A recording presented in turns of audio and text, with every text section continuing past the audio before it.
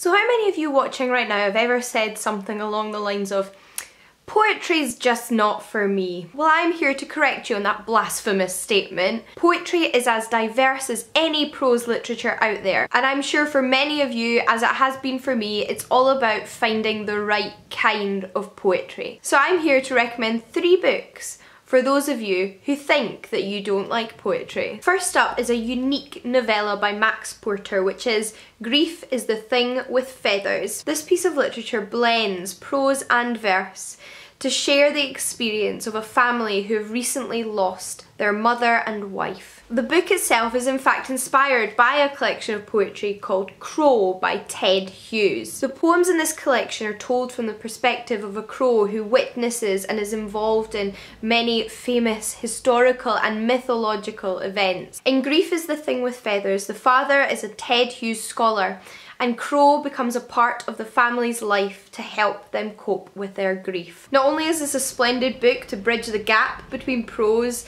and poetry, I challenge all of you not to cry when you read this. But if you think of poetry as being absent of storylines, plots and exciting adventures, then I have to recommend to you One by Sarah Crossan. This book only came out in 2015 but it's already been nominated for and won a variety of literary prizes. It is a young adult story told entirely in the form of verse. It follows 2 conjoined twins who have been homeschooled and are about to start school for the first ever time, but don't realise they're about to face a decision on whether to have surgery to separate them from one another. But lastly is one of your more straightforward collections of poetry, and that is Hold Your Own by Kate Tempest.